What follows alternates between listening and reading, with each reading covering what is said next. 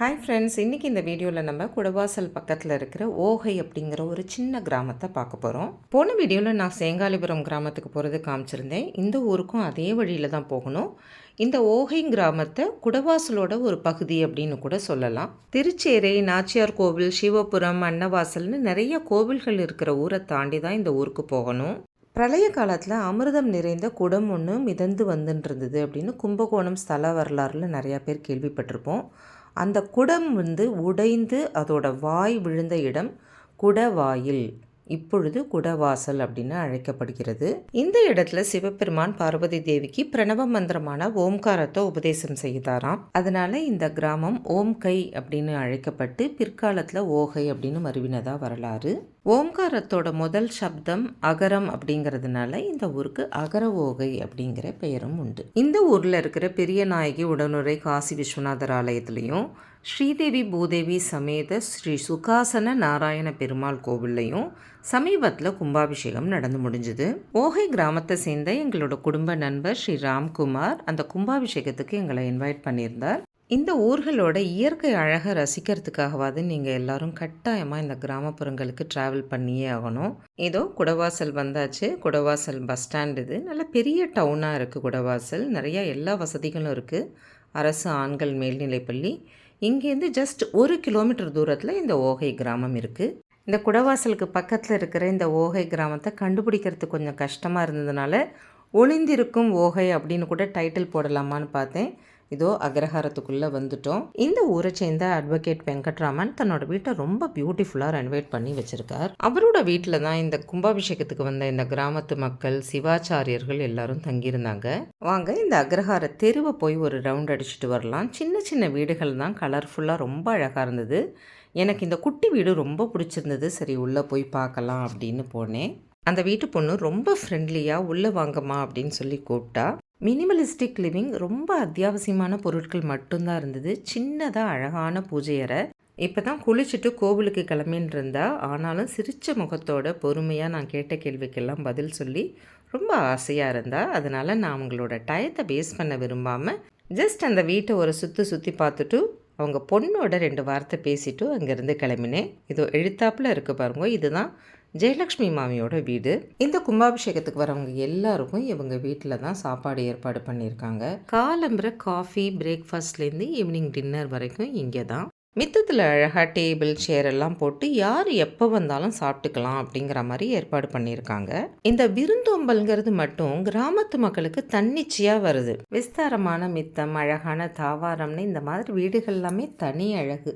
எத்தனை பார்த்தாலும் அழுக்கிறது இல்லை. நான் போன போது evening snacks, pakoda, chutney, coffee ரொம்ப டேஸ்டியாக இருந்தது. சாப்பிட்டுட்டு காஃபி குடிச்சிட்டு அங்கே வந்திருந்த அந்த ஊர் மக்களோட பேசின்னு இருந்தேன். அவங்கெல்லாம் ரொம்ப நாள் கழித்து பார்த்துக்கிறதுனால ஒருத்தருக்கு பேசி சிரிச்சுட்டு அவ்வளவு ஜாலியாக இருந்தாங்க. அவங்கள பார்க்குறதுக்கு நமக்கு அவ்வளவு சந்தோஷமாக இருந்தது. அவங்க எல்லாரையும் ஒன்றா உட்கார வச்சு ஃபோட்டோ, வீடியோலாம் எடுத்து ரொம்ப சந்தோஷமாக இருந்தது. அடுத்தது நம்ம பார்க்க போகிறது இந்த வீட்டு பெண்மணி ஜெயலக்ஷ்மிமா. என்னை ரொம்ப ஆச்சரியப்பட வச்ச பெண்மணி இவங்க. இந்த பெரிய கிச்சனை சுற்றி பார்த்துட்டு அப்புறமா இவங்க கிட்ட வரலாம். இந்த கிச்சன்லேயே எவ்வளோ பெரிய பூஜை மாதிரி பாருங்க.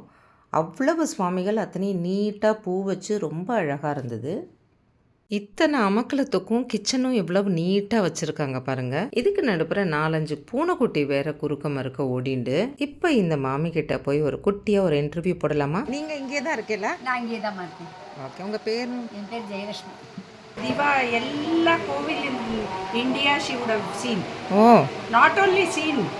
She goes to all kovils and she will collect all those pamphlets and history she will learn, and she made a big album.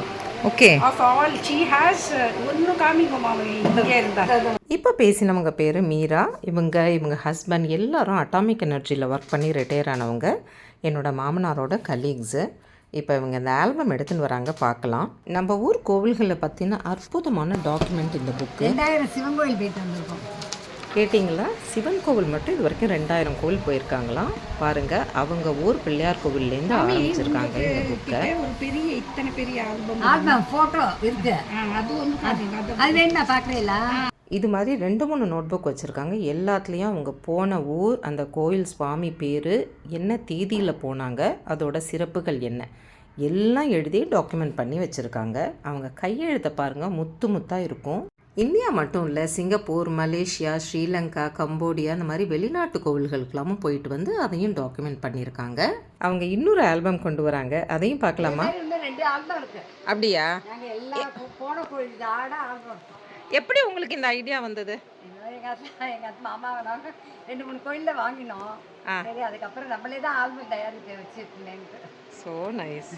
இவங்க எந்த கோவிலுக்கு போனாலும் அந்த கோவில் வெளியில் அந்த படங்கள் விற்கும் இல்லையா, அதை வாங்கிட்டு வந்து அதை நீட்டாக இது மாதிரி ஆல்பத்தில் ஒட்டி அந்த கோவிலை பற்றின விவரங்கள் எல்லாம் எழுதி வச்சுடுவாங்களாம். கோவிலுக்கெல்லாம் போயிட்டு வந்தால் கொஞ்ச நாளில் மறந்து போயிடும் இல்லையா, இந்த மாதிரி ஆல்பம் தயாரித்து வச்சுட்டோன்னா எப்பவும் நினைவில் இருக்கும் அப்படிங்கிறதுனால இதை ஆரம்பித்தாங்களாம். பூனே பக்கத்தில் இருக்கிற அஷ்டவிநாயக் கோவில், ஹைதராபாத் யாத்கிரிகுட்டா, லக்ஷ்மி நரசிம்மர், சிலுக்கூர் பாலாஜி, இப்படி அவங்க போகாத கோவிலே கிடையாது. போன கோயில் வேற எதுலையாவது படம் வந்தாலும் எடுத்து வச்சுருவேன். ஓகே. எட்டுமானூரப்பன், இதெல்லாம் மலைநாடு. நம்ம வைக்கத்தப்பன், பஷ்வேஸ்வர், குல்பர்கா, கர்நாடகா.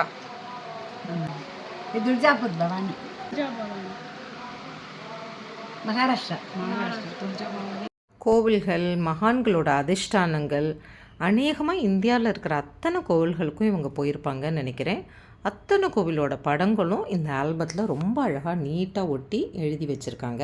எத்தனையோ ஊர்களில் கோவிலுக்கு போனாலும் நம்ம ஊர் மயிலை கற்பகாம்பாவில் பார்க்குற மாதிரி வருமா? தெய்வமே கற்பகமே கனவேண்டுமுந்தன் பொற்பதமே கருணை தெய்வமே. அமிர்தசரஸ்பூர் கோவில், அமர்நாத், காஷ்மீரில் வைஷ்ணவி தேவி, ஷீரடி, குஜராத் ஹர்ஷத்தில் இருக்கிற ஹர்ஷிதி மாதா, மும்பை மகாலட்சுமி, புத்தகயா, இப்படி அவங்க போகாத ஊரே இல்லைங்களாம். அத்தனையும் சொல்லணுன்னா நமக்கு நேரமே பத்தாது. இமேஜின் பண்ணி பாருங்கள், அவங்க 2 பேரும் போன ஆயிரக்கணக்கான கோவில்களை எழுத்து மூலமாகவும் படங்கள் மூலமாகவும் இத்தனை அழகாக டாக்குமெண்ட் பண்ணணுன்னா எவ்வளவு பொறுமையும் உறுதியும் இருந்திருக்கணும் இல்லையா? பிற்காலத்தில் யாராவது இந்தியாவின் கோயில்கள் அப்படின்னு ஆராய்ச்சி பண்ணணும்னா ஐ திங்க் இவங்களோட ஆல்பம்லாம் ரொம்ப யூஸ்ஃபுல்லாக இருக்கும்னு நினைக்கிறேன். இந்த சின்ன கிராமத்தில் எவ்வளோ சுவாரஸ்யமான விஷயம் இருக்குது பார்த்தீங்களா? கும்பாபிஷேகத்துக்காக வெளியூர்லேருந்து யாரோ வந்துட்டே இருக்கிறதுனால இங்கே டிஃபன் காஃபி கடை நடந்துகிட்டே இருக்குது. யாரோ கெஸ்டெல்லாம் வந்திருக்காங்க, அவங்க போயிட்டாங்க. வாங்க நம்ம இந்த வீட்டை ஒரு ரவுண்டு சுற்றி பார்த்துட்டு வரலாம். என்னோட எல்லா வீடியோக்கள்லையும் கோட்டையடுப்புல் அப்படின்னு ஒரு இடத்த காமிச்சு இங்கே தான் விசேஷ நாட்களில் சமையல் நடக்கும் அப்படின்னு சொல்லுவேன். இப்போ இந்த வீட்டில் இருக்கிற கோட்டையடுப்புல நம்ம நேராக பார்க்கலாம். ஏன்னா இந்த கும்பாபிஷேகத்துக்கு வரவங்க அத்தனை பேருக்கும் கோவில் பிரசாதம் எல்லாம் இங்கே தான் சமைக்கிறாங்க. இதோ இதுதான் கோட்டையடுப்புல். கோவிலுக்கு வர பக்தர்களுக்கு பிரசாதம் கொடுக்கறதுக்காக புளியோதரையும் சுண்டலும் தயாராகிட்டு இருக்கு. இதோ இங்கே தெரியற கொல்லை வாசல் வழியாக கூட நேராக நம்ம கோவிலுக்கு போகலாம். ஆனால் இப்போ மூடி வச்சுருக்காங்கன்னு நினைக்கிறேன். வாங்க உள்ளே போகலாம். கோவிலுக்கு போகிறதுக்கு வேறு நேரம் ஆகிடுது. இங்கே இன்னும் சமையல் ரெடியாகிட்டு இருக்கு. அந்த காலத்துலலாம் விறகடுப்பில் சமைப்பாங்களா இருக்கும். இப்போ எல்லாமே கேஸுக்கு மாறி ஆகிடுது. பாருங்கள், ஜரூராக சமையல் நடந்துட்டுருக்கு. புளியோதரை ரெடி, டப்பாவில் பேக்கிங் பண்ணிட்டார். இதை இனிமேல் கோவிலுக்கு எடுத்துன்னு போய் அங்கே விநியோகம் பண்ண வேண்டியது தான். இந்த இடத்துல ஒரு கிணறு, துளசி மாடம், மல்லிகை, முல்லை, நந்தியாவட்டை, பூச்செடிகள், இத்தனை பரபரப்பாக வேலைகள் நடக்கிற போது கூட வீடெல்லாம் பாருங்கள், பாத்திரமெல்லாம் பளிச்சுன்னு தேய்ச்சி வச்சு எவ்வளவு க்ளீனாக இருக்குன்னு. எல்லா கிராமங்களையும் போல் இங்கேயும் நிறைய மயில்கள் இருக்குது. வீட்டெல்லாம் சுற்றி பார்த்தாச்சு. இனி கோவிலுக்கு போக வேண்டிய இதுதான் பெருமாள் கோவில். ஸ்ரீதேவி பூதேவி சமேத சுகாசன நாராயண பெருமாள் கோவில். இன்னும் 1 வாரம் கழிச்சு தான் இந்த கோவிலுக்கு கும்பாபிஷேகம். அதனால இன்னும் வேலைகள்லாம் நிறையா இருக்குது, முடிக்கலை.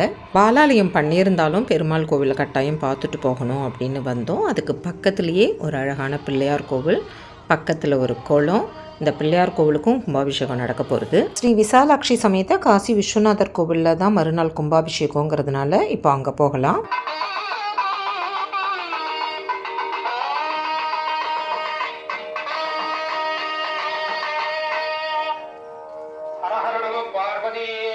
இப்படி ஊர் முழுக்க இந்த மந்திர சப்தங்கள் கேட்கறது அவ்வளோ ஒரு தெய்வீகமான உணர்வை கொடுத்தது. சூரிய அஸ்தமனமாகிற வேலையில் இந்த கிராமத்து தெருக்கள், வீடுகள்லாம் ஒரு தனியாக அழகாக இருந்தது. நிறைய ஃபோட்டோக்கள் எடுக்கணும் போல் இருந்தது. இந்த மாதிரி சில வீடுகள் இன்னும் பழமை மாறாமல் அதே மாதிரி இருக்கிறது நமக்கு ஒரு நாஸ்டாலஜிக் ஃபீலிங்கை கொடுக்கறது. வெங்கட் அவர் ஃப்ரெண்டோட சுவாரஸ்யமாக கதையெல்லாம் பேசிட்டு போயின்னு இருக்கேன். நான் பின்னாடியே வீடுகளெல்லாம் ஃபோட்டோ எடுத்துகிட்டே போயின்னு இருக்கேன். எல்லா வீடுகளையும் நல்ல பெரிய திண்ணை, அதில் ஜாலியாக சாயந்தர நேரத்தில் எல்லாரும் உட்காந்துட்டு அரட்டை அடிக்கிறது பார்க்குறதுக்கே அவ்வளோ ஹாப்பியாக இருக்குது. அவங்களோட ஒரு ஃபோட்டோ எடுத்துட்டேன். இந்த வீடியோவை பார்க்குற இந்த ஊர்க்காரங்க யாராவது அவங்கக்கிட்ட வீடியோ காமிச்சா சந்தோஷப்படுவாங்க. இப்போ நம்ம சிவன் கோவிலுக்கு போயின்ட்டுருக்கோம். போகிற வழி முழுக்க விளக்கு அலங்காரம் தகதகன்னு அப்படி ஊரே ஜொலிக்கிறது. மறுநாள் காலம்புற கும்பாபிஷேகங்கிறதுனால இப்போ யாகசாலையில் பூஜை நடந்துட்டுருக்கு. இந்த ஊர் ஜனங்கள் முழுக்க இங்கே தான் இருக்காங்க. மறுநாள் கும்பாபிஷேகத்துக்கு தேவையான எல்லா சாமான்களையும் ரெடி பண்ணி வச்சுட்டுருக்காங்க. கிராமங்களில் இந்த மாதிரி திருவிழாக்கள்னால் சின்ன பசங்களுக்கு தான் கொண்டாட்டம். உறவுக்காரங்கள்லாம் வந்திருப்பாங்க. நல்லா ஓடி விளையாடலாம் இஷ்டத்துக்கு. வாங்க யாகசாலைக்கு வந்துட்டோம்.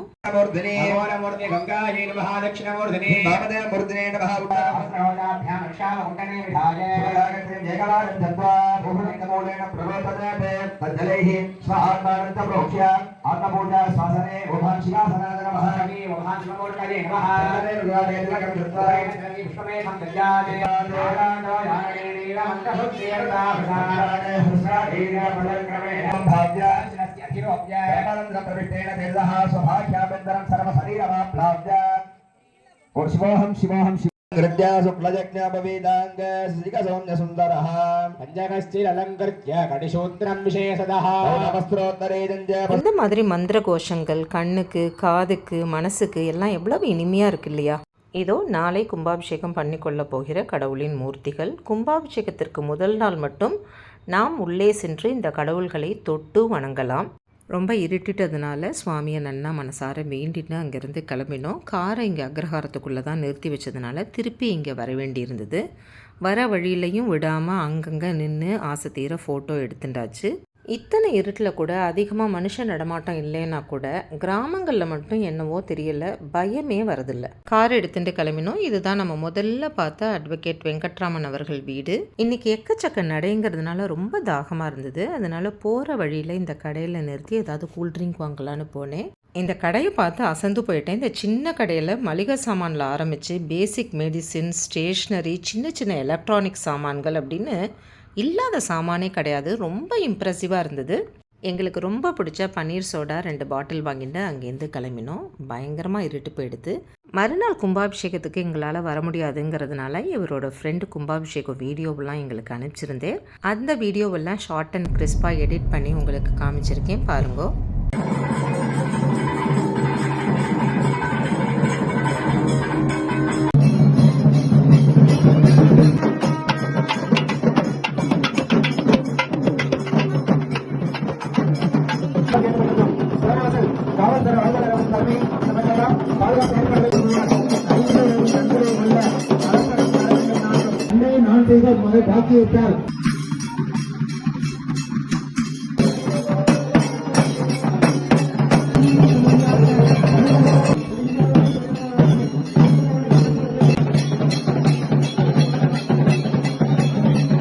கும்பாபிஷேகத்தை அனைவரும் கண்குளிர பார்த்தோம். ஸ்ரீ விசாலாட்சி சமேத காசி விஸ்வநாதர் நம் அனைவருக்கும் அருள் புரியட்டும். இதே போன்று ஒரு அழகான வீடியோவில் முடிகொண்டான் காளியம்மன் திருவிழாவில் உங்களை சந்திக்கும் வரை உங்களிடமிருந்து விடைபெற்றுக் கொள்வது உமா வெங்கட். பாய்.